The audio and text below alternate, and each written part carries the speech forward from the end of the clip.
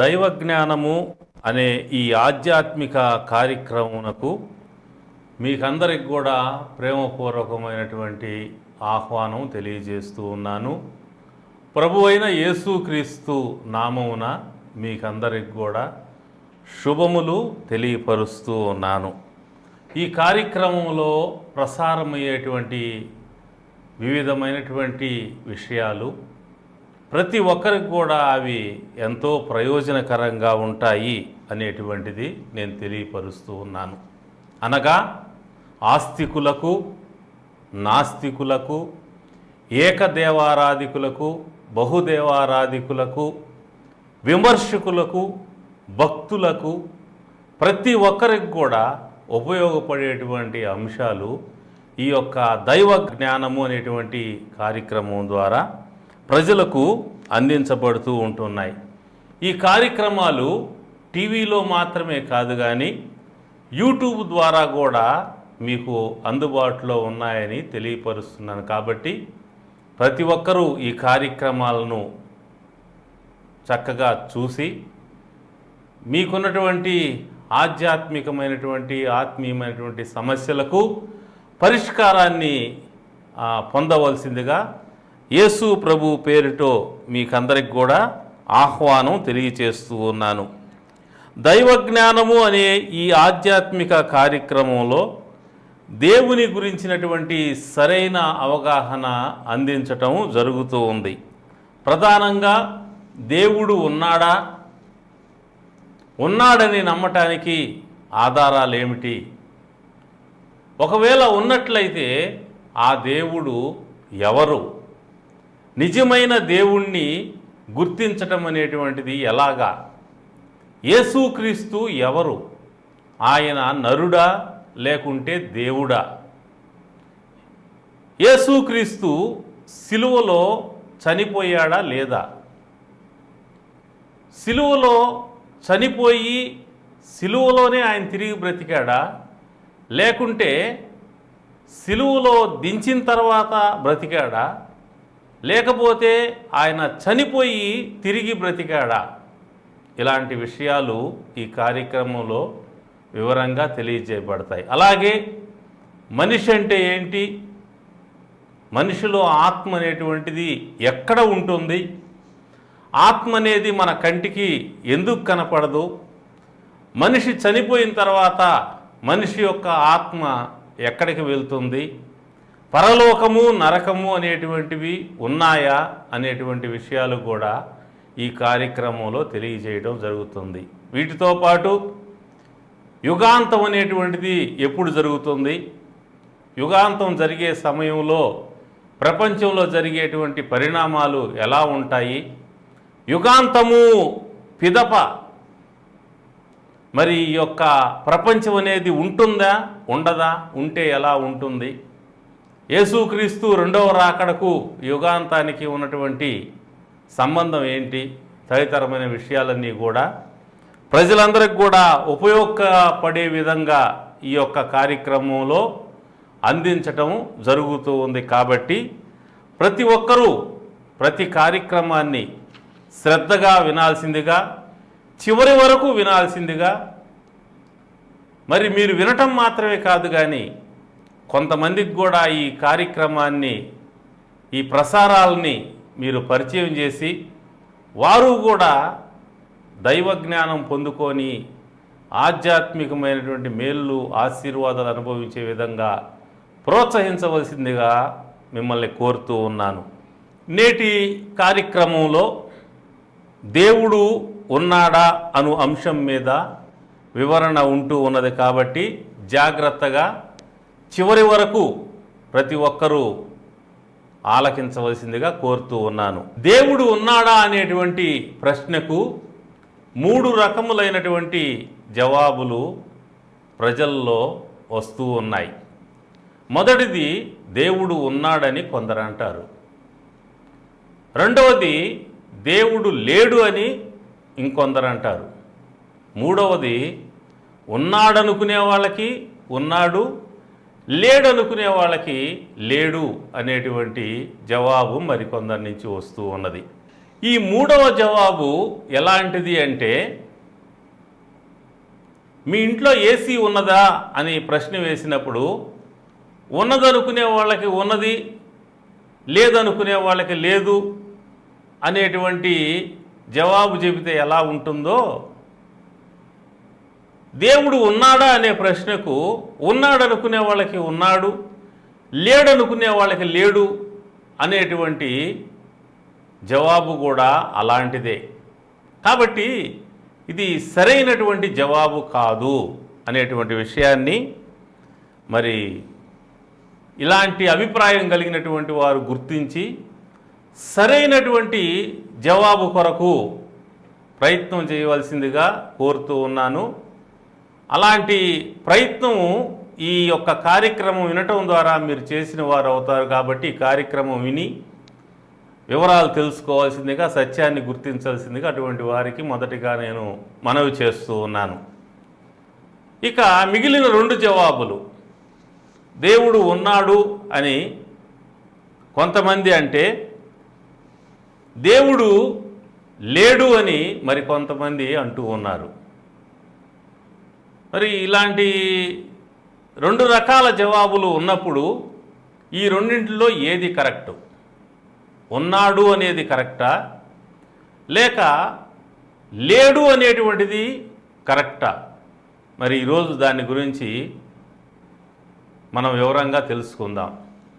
మొదటిగా దేవుడు లేడు అనేటువంటి వాదం చేసేటువంటి వారు చెప్పేటువంటి వివరణ ఏమిటంటే, భూమి ఉన్నది కనపడుచున్నది, ఆకాశం ఉన్నది కనపడుచున్నది, సూర్యుడు చంద్రుడు నక్షత్రాలు ఉన్నాయి కనపడుతూ ఉన్నాయి. అలాగున్నే దేవుడు కూడా ఉంటే కనపడాలి కదా. దేవుడు కనపడటం లేదు కాబట్టి దేవుడు లేడు అనేటువంటిది వారి యొక్క వాదన అయి ఉంటూ ఉన్నది.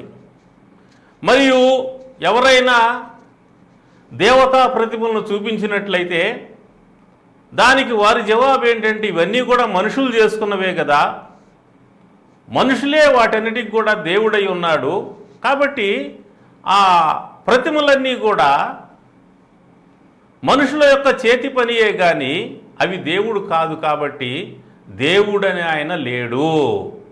దేవుడు ఒక కల్పన, దేవుడు ఒక నమ్మకం, దేవుడు ఒక కథ, అంతవరకే, అది వాస్తవం కాదు అనేటువంటిది వారి యొక్క వివరణ అయి ఉంటూ ఉన్నది, వారి యొక్క వాదన అయి ఉంటూ ఉన్నది. దీనికి నేను చెప్పేటువంటి జవాబు ఏమిటంటే, మనుషులు చేసినటువంటి దేవుళ్ళు ఉన్నారు, అలాగే మనిషిని చేసినటువంటి దేవుడు ఉన్నాడు. తేడాను గమనించాలి. మనుషులు చేసినటువంటి దేవుళ్ళు సృష్టిలో చాలామంది ఉన్నారు వివిధ దేశాల్లో. అలాగే ఈ మనుషులందరినీ చేసిన దేవుడు ఉన్నాడు. ఆ దేవుణ్ణి గురించి నేను ఈ కార్యక్రమం ద్వారా తెలియజేయాలని ఆశిస్తూ ఉన్నాను.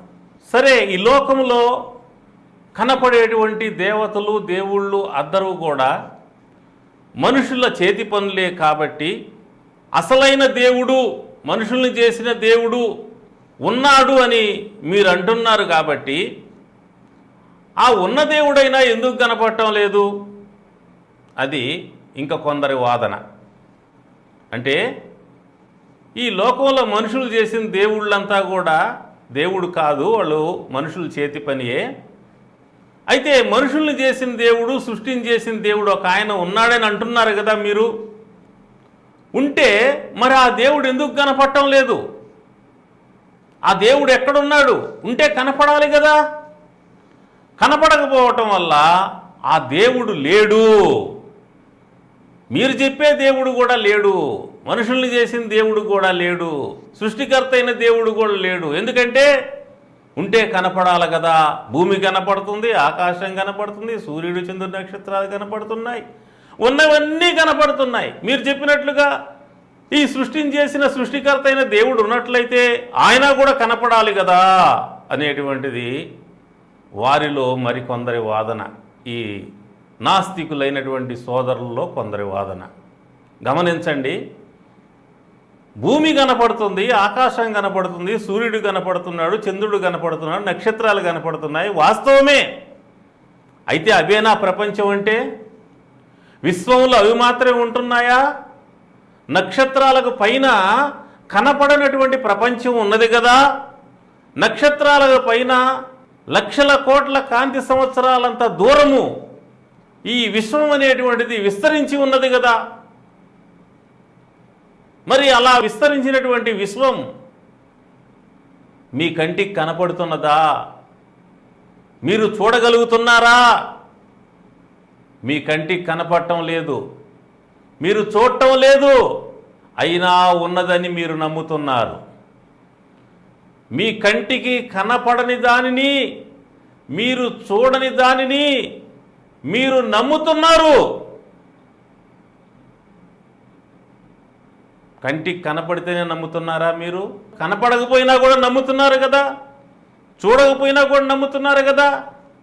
లక్షల కోట్ల కాంతి సంవత్సరాలు అంత దూరము విస్తరించి ఉన్న ఈ యొక్క విశాల విశ్వము మీ కంటికి కనపడకపోయినా ఉన్నదని నమ్ముతున్నారు. ఎలా నమ్ముతున్నారు? చూసినటువంటి వారు చెప్పిన దాన్ని బట్టి నమ్ముతున్నారు. మీరు చూడటం లేదు, శాస్త్రవేత్తలు చూస్తున్నారు, సైంటిస్టులు చూస్తున్నారు. వాళ్ళు చూసి విశ్వం అనేటువంటిది కనపడేదానికంటే కూడా కనపడని విశ్వం అనేది విస్తారంగా ఉన్నది, లక్షల కోట్ల కాంతి సంవత్సరాలంత దూరముగా అది వ్యాపించి ఉన్నది. కాబట్టి ఆ విశ్వం అనేటువంటిది మనకు అంతుపట్టదు, మన జ్ఞానానికి అందదు, మనం దాన్ని కొలవలేమని శాస్త్రవేత్తలు చెబుతూ ఉన్నప్పుడు మిగిలిన వారు చూడకపోయినా కూడా నమ్ముతూ ఉన్నారు కదా. గమనించండి, కనపడని ప్రపంచం ఉన్నది, కంటికి కనపడని విశ్వం ఉన్నది, కంటికి కనపడినటువంటి వాస్తవ ప్రపంచం ఈ విశ్వంలో ఉన్నది. అలాగే కంటికి కనిపించినటువంటి దేవుడు ఉన్నాడు అనేటువంటిది కూడా వాస్తవము. కనపడని విశ్వము ఉన్నట్లుగా కనపడని దేవుడు కూడా ఈ సృష్టిలో ఉన్నాడు అనేటువంటిది వారికి తెలియపరుస్తూ ఉన్నాను. మీకు కనపడేది కొంత మాత్రమే, వాస్తవములో కొంతే చూస్తున్నారు మీరు. మీకు కనపడని వాస్తవము చాలా ఉన్నది. అలాగే దేవుడు కూడా కనపడని వాస్తవమై ఉన్నాడు. అయితే ఆయన ఉన్నాడంటానికి కొన్ని రుజువులు ఆయన మానవ ప్రపంచానికి అందించాడు. దేవుని పక్షంగా దేవుడు ఉన్నాడు అని నమ్మేటువంటి వారి పక్షంగా నేను ఆ విషయాల్ని, ఆ ఆధారాలని, ఆ సాక్ష్యాలని మీకు అందించబోతున్నాను. ఈ కార్యక్రమంలో జాగ్రత్తగా ఆలకించాల్సిందిగా కోరుతూ ఉన్నాను.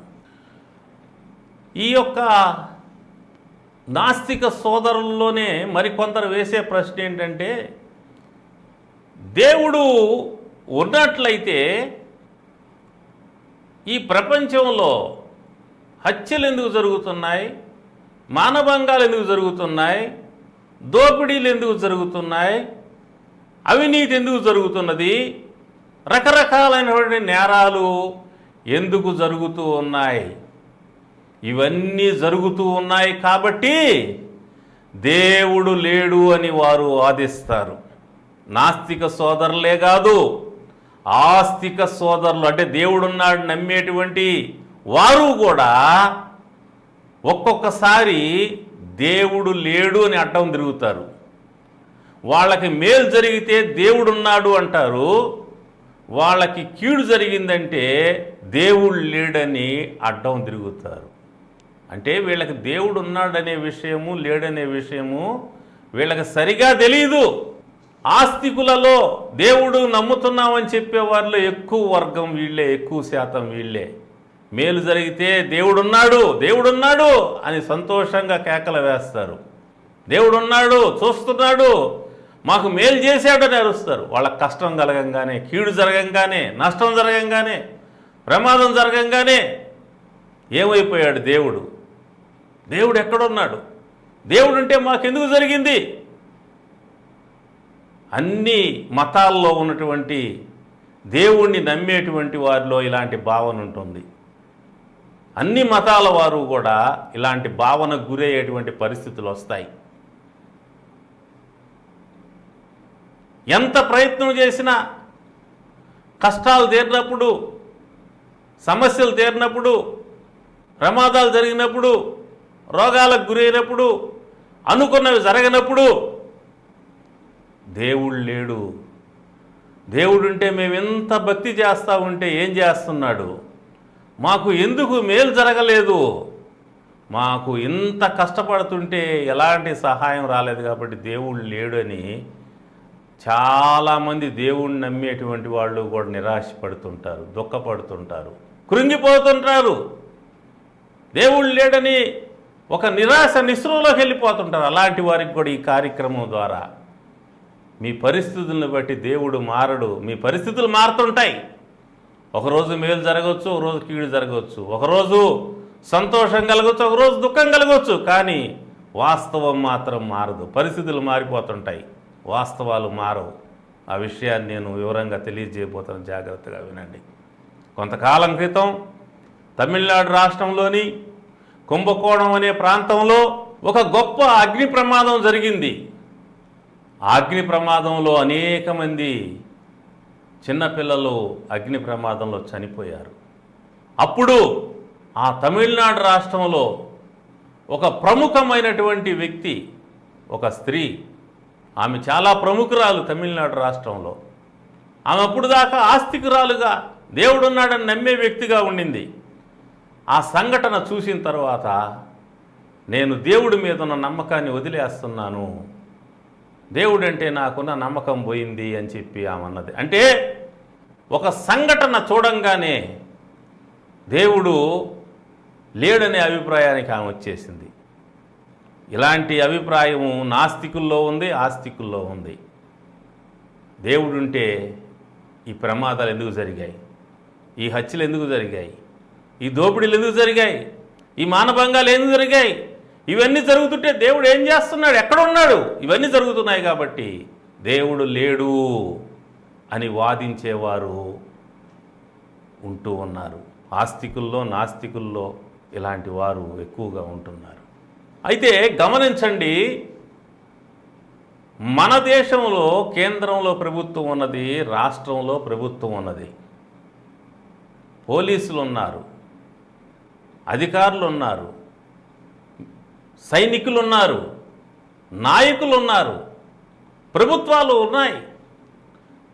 ప్రభుత్వాలు ఉన్నప్పటికీ హత్యలు జరుగుతున్నాయి, మానభంగాలు జరుగుతున్నాయి, దోపిడీలు జరుగుతున్నాయి, ప్రమాదాలు జరుగుతున్నాయి. కాబట్టి హత్యలు జరుగుతున్నందువల్ల, దోపిడీలు జరుగుతున్నందువల్ల, ప్రమాదాలు జరుగుతూ ఉన్నందువల్ల, రకరకాల నేరాలు జరుగుతున్నందువల్ల ప్రభుత్వమే లేదు అని వాదిస్తే ఎలా ఉంటుంది? దేవుడు లేడని వాదించడం కూడా ఇలాగే ఉంటుంది.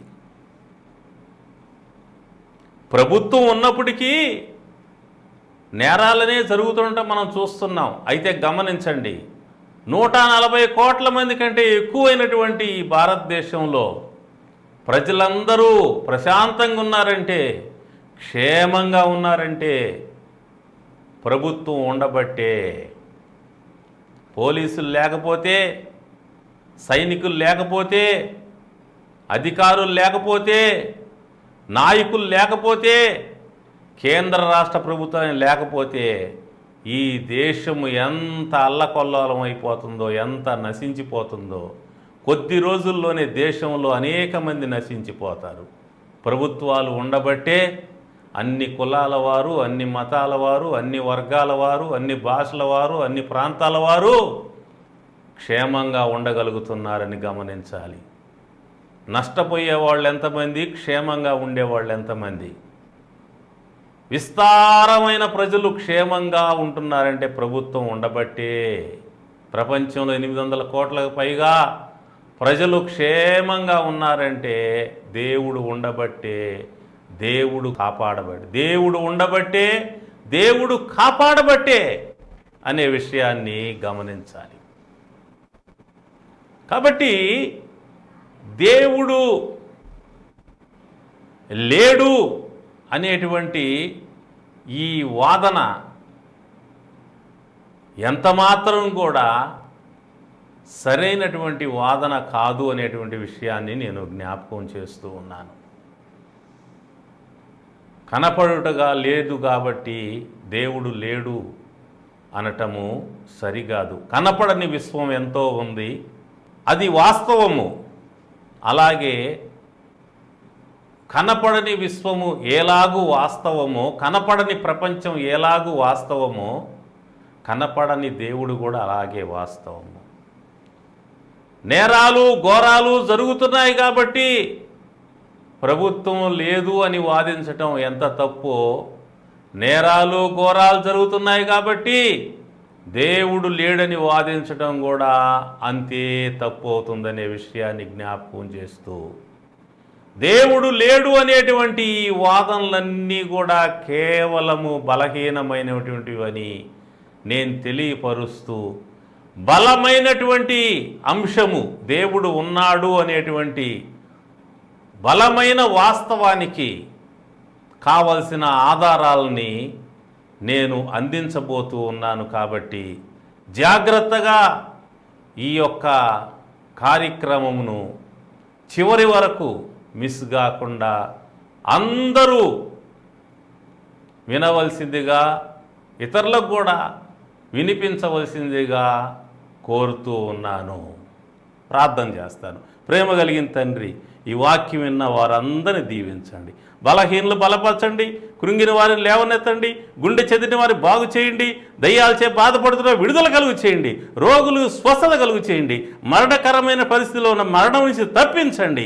నాయన ప్రతి ఒక్కరికి కూడా సహాయం చేయండి. చదువుకునే వారికి సహాయం చేయండి, ఉద్యోగం కొరకు ప్రయత్నం చేసి సహాయం చేయండి, వివాహం కొరకు ప్రయత్నం చేసే సహాయం చేయండి, సంతానం కొరకు ప్రయత్నం చేసేవారికి సహాయం చేయండి. ప్రతి ఒక్కరికి మీరు తోడుగుడు. అందరూ కూడా నీవు ఉన్నావనే విషయాన్ని గుర్తించి నిరాశపడక నిన్ను ఆశ్రయించి నీ సన్నిధిలో మొరపెట్టి వారి సమస్యల నుంచి విడుదల పొందటమే కాకుండా వారి పాప క్షమాపణ పొంది పరలోకంలో యుగ యుగాలు నీతో ఉండేటువంటి ఆ భాగ్యాన్ని పొందినట్లుగా ప్రతి ఒక్కరిని వారి కుటుంబాలు దీవించి క్షేమాన్ని ఇమ్మని, దైవజ్ఞానం ప్రతి ఒక్కరికి అనుగ్రహించి రక్షించమని కోరుకుంటూ యేసు ప్రభు పరిశుద్ధ నామంలో ప్రార్థించి స్తుతించి వేడుకుంటున్నాను తండ్రి. ఆమేన్. తండ్రి, కుమార, పరిశుద్ధ ఆత్మ త్రియేక దేవుని సన్నిధి, సమాధానం, సకల దీవెనలు మీకు మీ కుటుంబాలకు సదాకాలం తోడై ఉండుగాక. Amen. God bless you all.